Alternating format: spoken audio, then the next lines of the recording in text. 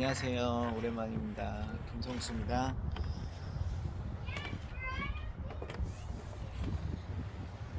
오늘 잠깐 시간을 내서 우리 애들이랑 같이 잠깐 나왔는데요. 애들 지금 밖에 좀 공원에서 이렇게 놀고 있고 좀 보이시죠?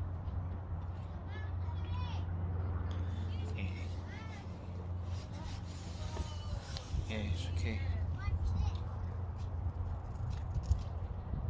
놀고 있어요. 저도 잠깐 쉬고 있습니다. 오늘 오랜만에 다시 그동안 좀 소홀히 했던 성경 읽기를 오늘부터 다시 시작했습니다. 구약 성경은 창세기를 읽고 한 5개월 동안 쭉 읽지 않다가 오늘부터 다시 출애굽기, 구약 성경의 두 번째 성경책인 출애굽기를 읽기 시작했고요. 읽으면서 받은 은혜를 이렇게 나누려고 합니다. 출애굽기 1장과 2장을 오늘 읽게 됐는데요. 처음에 총 출애굽기는 일단 총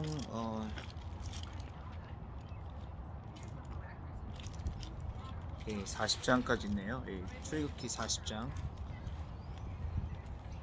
영어로는 엑소더스라고 하는데 말 그대로 엑스라는 것은 out of, 나가는, 밖으로 나간다는 뜻이고,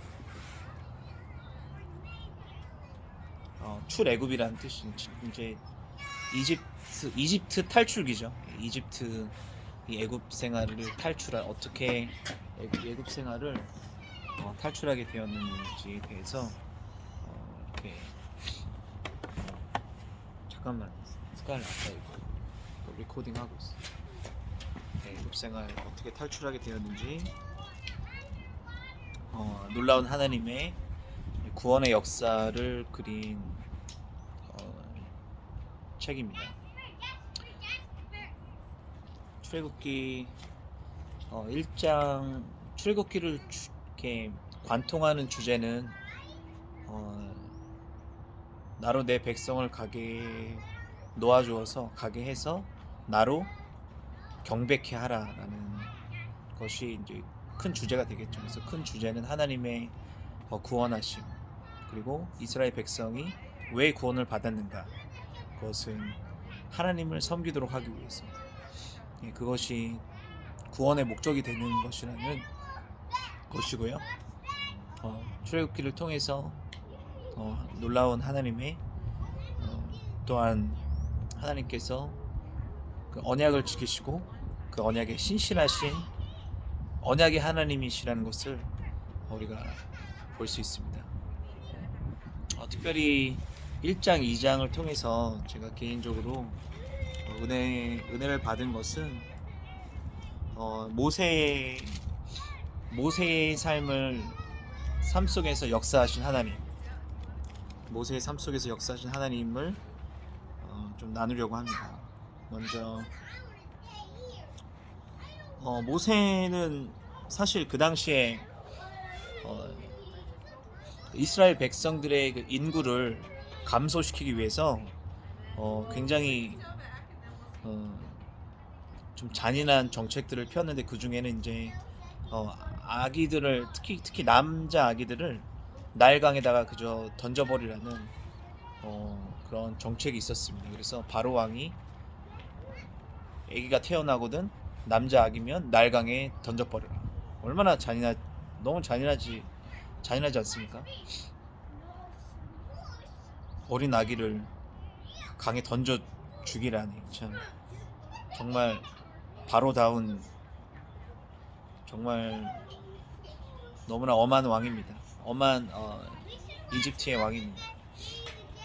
그러한 시대 배경 속에서 있었으니 얼마나 이스라엘 백성들이 큰 고통을 당하며 살았겠습니까? 그래서 특별히 이 그 시대 배경 가운데 이제 모세는 남자 아기를 태어났죠. 그럼에도 모세는 살았어요. 예, 그거 역시 하나님의 놀라운 섭리 가운데 하나님께서 모세 모세의 생명을 보존해 주셨다.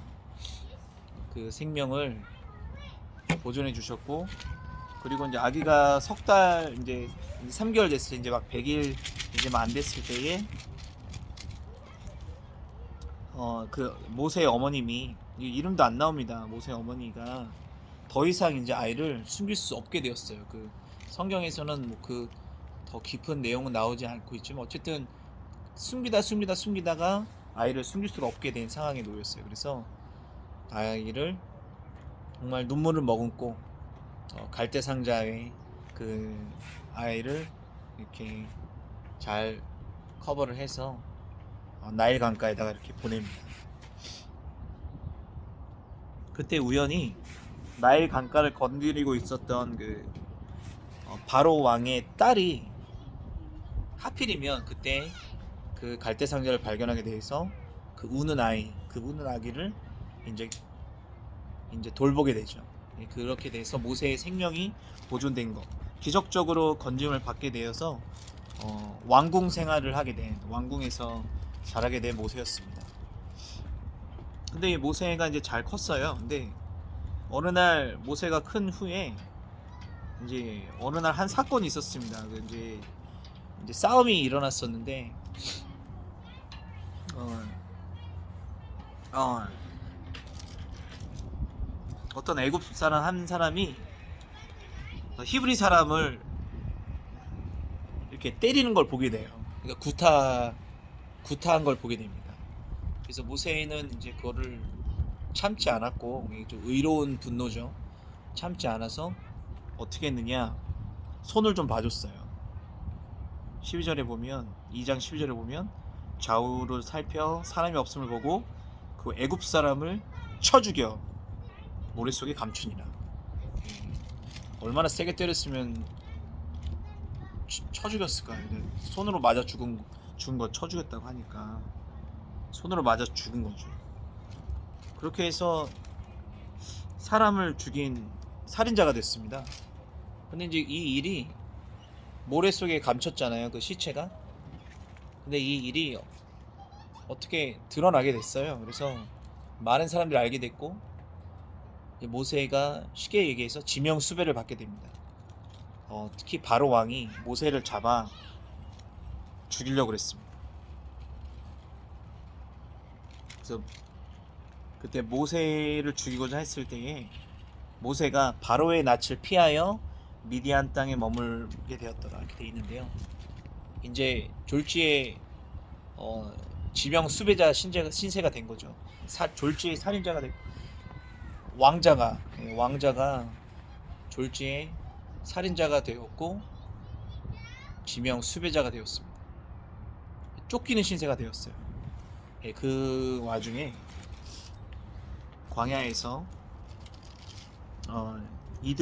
이드로이를 만나게 되고, 이드로의 딸을 이제 도와주면서, 이드로의 딸을 그 양떼에 먹이는 것을 이제 도와주면서 이제 이드로와 친분이 쌓이게 되고, 이드로는 그 당시 제사장이었습니다. 제사장이 그 7딸 중에 첫 딸인, 7딸 중에 그의 딸, 첫 딸은 아니고요. 그의 딸, 그 중에 이제 그의 딸 십보라를 모세에게 주었더라. 십보라와 이제 결혼을 시킵니다. 그래서 모세가 이제 결혼하게 되고 이제 가정을 꾸리게 되죠. 미디안 땅은 그 당시에 이제 타국이었죠. 다른 나라였습니다. 그래서 타국 생활을 이제 하게 되었는데, 모세가 그 아들의 이름을 지은 것이 굉장히 좀 저한테도 많이 와닿는데, 뭐라고 지었냐면, 그가 아들을 낳음에 모세가 그의 이름을 게르솜이라 하여 이르되 내가 타국에서 낳은 애가 되었습니다. 내가 타국에서 낳은 애가 되었습니다. 예. 저랑도 참 많이 이렇게 좀 저한테도 많이 와닿습니다. 예. 타국에서 나그네가 되었습니다. 그렇게 이제 아들 이름을 게르솜이라고 지었게 되었는데요. 그리고 나서 이제 2장은 이렇게 마무리 지어 끝납니다. 하나님께서 이스라엘 백성의 고통 소리를 들으시고 아브라함과 이삭과 야곱에게 세운 언약을 기억하사 하나님이 이스라엘 자손을 돌보셨고 하나님이 그들을 기억하셨더라. 그래서 그 더욱더 이제 고된 그 노동이 더욱더 심각해지고 심해지고 고통 가운데 더 심각해진 그 상황에서 하나님께서 들으셨고 그리고 그 언약을 기억하셨고 그리고 돌보셨다.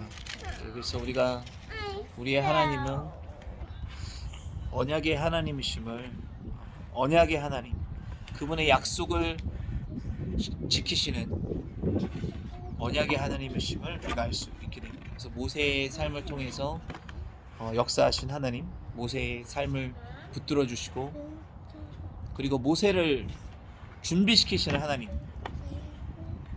그 이제 하나님은 빅픽처가 있으신 거죠. 하나님께서는 큰 그림을 짓고 계신 것입니다. 배고파요? 알았어. 하나님의 그 빅픽처 가운데 지금 이 모든 일들이 지금 일어나고 있는 것입니다.